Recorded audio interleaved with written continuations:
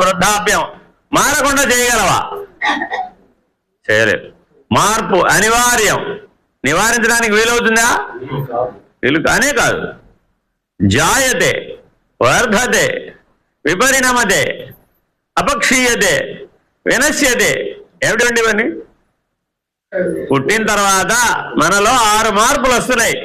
పుట్టడం, ఉండడం, పెరగడం, బాగా పెరగడం, బాగా పెరిగి క్షీణించడం, క్షీణించిన తర్వాత మధ్యలో ఆపత్తుగా ఆపవయ్యా బాబు, కుదరరా? అదేమిటి మరి? నీ చేతిలో లేదు. అర్థమైందండి? ఇవేమి మీ చేతిలో లేవు. షడూర్ములు లేవు, షడ్ వికారములు లేవు. అరిషడ్ వర్గాలు ఉన్నాయా పోనీ మీ చేతిలో? లే. రామ, కామ, క్రోధ, లోభ, మోహ, మద, మాత్సర్య, రాగ, ద్వేష, ఈర్ష్య, అసూయ ఉన్నాయా లేవా మన చేతిలో? లేవా? ఇవి కూడా ఉన్నాయా లేవా? ఇవి కూడా లేవంటే జెండా ఎత్తేచ్చండి. ఇది చెప్పడానికి ఏముంది అక్కడ? అర్థమైందండి? సరే, అన్నమయ కోశం, ప్రాణమయ కోశం, మనోమయ కోశం, విజ్ఞానమయ కోశం, ఆనందమయ కోశం. నెక్స్ట్ నెక్స్ట్ హిరణ్మయ కోశం, 6వ కోశం హిరణ్మయ కోశం. మన చేతిలోనే ఉన్నాయా? మన చేతిలోనే ఉన్నాయా? మనలో కాదు, మన చేతిలో ఉన్నాయా? అంటే మన స్వాధీనంలో ఉన్నాయా? ఏవి నీ చేత కాదు, ఏది మార్చలేవు, ఏవి చేయలేవు. ఓ బ్రహ్మ బ్రహ్మ మాట్లాడు, నాకు అర్థం కదా. మరి ఏది చేతకాని వాడు కూడా బ్రహ్మమేనంటే ఒప్పుకుంటావా? ఏవి అతని స్వాధీనంలో లేవు, ఏవి మార్చలేడు, ఏవి తనకు అనువైనట్లుగా మార్చుకోలేడు. మరి మార్చుకోగలిగిన వాడిని సమర్థుడు అంటున్నావా? గాలి ఎటు వేస్తే అటు కొట్టుకుపోయేవాడిని సమర్థుడు అంటున్నావా? అవునా కాదా? చూసుకోండి, మీరు రోజువారీ జీవితంలో ఏమంటారు? ఏవో ఒడిదుడుకులు వస్తాయండి జీవితంలో. ఒడిదుడుకులు వస్తే తట్టుకున్న వాడిని సమర్థుడు అంటున్నావా?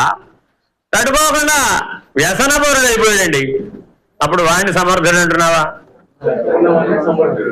ఎందుకని?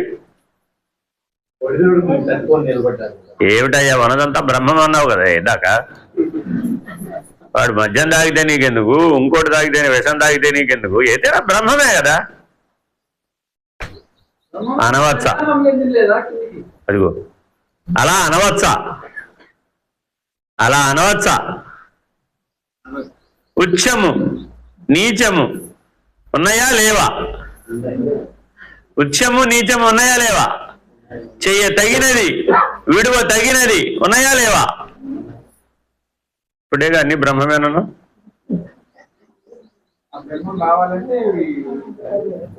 ఏం చేయాలి ఇప్పుడు? మామిడి పండు నీ చేతిలో పెట్టారండి ప్రసాదం అని గురువు గారు, ఏం చేయాలి? ఏం చేయాలి? ఎందుకు? అది బ్రహ్మం కాదా? అదేంటి బాగుందే, మనదంతా బ్రహ్మం అంటావు, నాకు అర్థం కాదు. వ్యవహారానికి వచ్చేవాడు అంటే నాకు అర్థం కాదు ఏంటండి. బాగా గుర్తుపెట్టుకోవాలి. అంటే అర్థం ఏమిటంటే రెండు మనకి కనపడ్డప్పుడు బ్రహ్మము మరుగుకు పోతుంది. మన దృష్టిలో 2 వచ్చినాయండి, అప్పుడు ఏమైపోయింది? బ్రహ్మం పోయింది, తెర వెనక పోయి. ఈ 2 అన్న దృష్టి పోవాలన్నమాట. దీన్ని ఏమన్నారు? ద్వైత దృష్టి ఏమంటారండి దీన్ని? ద్వైత దృష్టి. కాబట్టి జ్ఞానంలో ఇప్పుడు ఏ జ్ఞానం మాట్లాడుకున్నాం మనం? స్వరూప జ్ఞానం. స్వరూప జ్ఞానం గురించి మాట్లాడుకుంటున్నాం. ఆ స్వరూప జ్ఞానంలో మనం ఏమని నిర్ణయిస్తాం? నేను ఆత్మస్వరూపుణ్ణి, నేను బ్రహ్మస్వరూపుణ్ణి, నేను కేవల స్వరూపుణ్ణి. ఆఖరి పెట్టి ఏంటండి?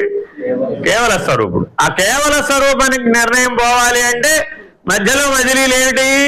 ఆత్మ, బ్రహ్మ, పరబ్రహ్మ. ఈ 3 దాటితే కేవలం. అర్థమేనండి? కానీ ఈ 3 దాటాలంటే మరి మనం ఎలా వెళ్ళాలి? ఎలా వెళ్ళాలి? ఎలా వెళ్ళాలి? ఒక విమానం వేసుకుని భూమండలం అంతా ఒక ప్రదక్షిణం చేసి వచ్చాం అనుకోండి, అయినట్టేనంటారా? బయట అయ్యే పని కాదు ఇది. అర్థమైందండి? పోనీ మీ ఊరి గుడిలో 108 ప్రదక్షిణలు చేశారు అనుకోండి, అవుతారంటారా? అవరా? అయ్యో. పోనీ మీ గురువు గారికి 108 ప్రదక్షిణలు చేశారనుకోండి, అవుతారా? బయట ఏం చేసినా వ్యవహారం చేత ఇది నిర్ణయం అవ్వదు. Very very important.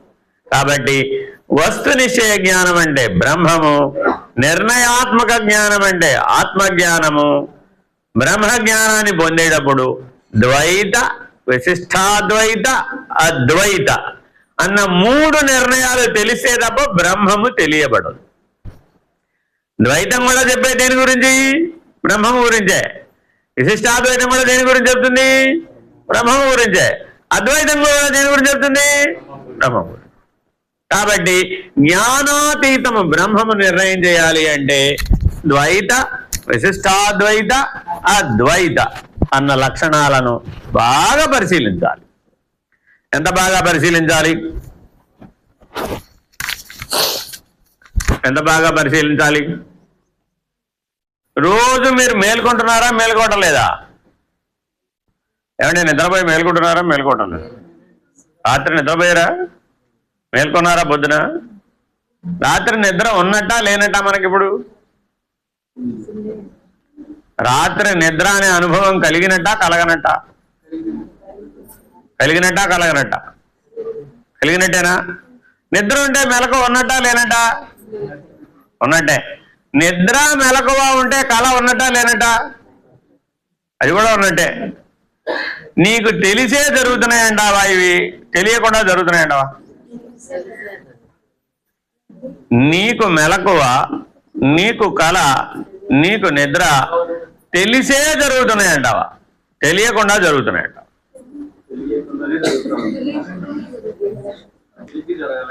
తెలిసి జరుగుతున్నాయా, తెలియకుండా జరుగుతున్నాయా? ఇది పరిశీలించాలంటే ఎక్కడికి వెళ్ళాలి? ఇది పరిశీలించాలంటే ఎక్కడికి వెళ్ళాలి? తిరుమల వెళ్ళాలా వద్దా? వెళ్ళక్కర్లేదా? కాశీ వెళ్ళాలా వద్దా?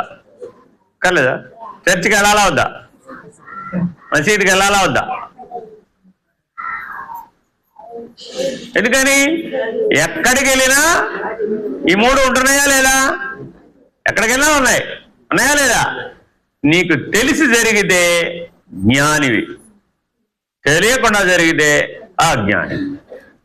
అదే ప్రమాణం. ఎవరికైతే తనలో జరిగేటటువంటి మెలకువ, కళ, నిద్ర తెలిసి జరుగుతాయో వాడెవడు? జ్ఞాని. అవి తెలియకుండా జరిగితే అజ్ఞాని. ఇది జ్ఞానంలో ప్రమాణం. ఆత్మజ్ఞానానికి ప్రమాణం ఏమిటయ్యా? నేను అనేటటువంటిది ఆత్మస్వరూపంగా నిర్ణయించబడాలి అంటే నీ మెలకువ, నీ కళ, నీ నిద్ర నీకు తెలిసి జరగాలి. నీవు కలిసిపోకుండా జరగాలి. ఇప్పుడు అందులో కలిసిపోతున్నావు, కలిసిపోవట్లేదా? మనం నిద్రపోయినప్పుడు నిద్రలో కలిసిపోయాం, మేల్కొన్నప్పుడు కలిసిపోతున్నాం, కళ వచ్చినప్పుడు ఆ కలిసిపోయేవాడెవడో వాడు జీవుడు, కలవని వాడెవడో వాడు ఆత్మ, వాడు సాక్షి. ఈ 3ంటికి ఎవడు సాక్షో వాడే ఆత్మస్వరూపం. ఇక్కడ 3 ఏమిటి? మెలకువ, కళ, నిద్ర. అక్కడేమిటి? అక్కడ కూడా ఉంది సృష్టి, స్థితి, లయం. తెలియకుండా జరిగితే ప్రకృతి. సృష్టి, స్థితి, లయముల యొక్క జ్ఞానం లేకుండానే జరిగిపోతుంటుంది ప్రకృతిలో. కానీ జరిగిపోతుంది, ప్రకృతికి తెలియక్కర్లా. తెలిస్తే బ్రహ్మం, జ్ఞానం, సాక్షి. సృష్టి, స్థితి, లయములకు సాక్షి ఏదో అది బ్రహ్మం. మెలకువ, కళ, నిద్రలకు సాక్షి ఏదో అది ఆత్మ.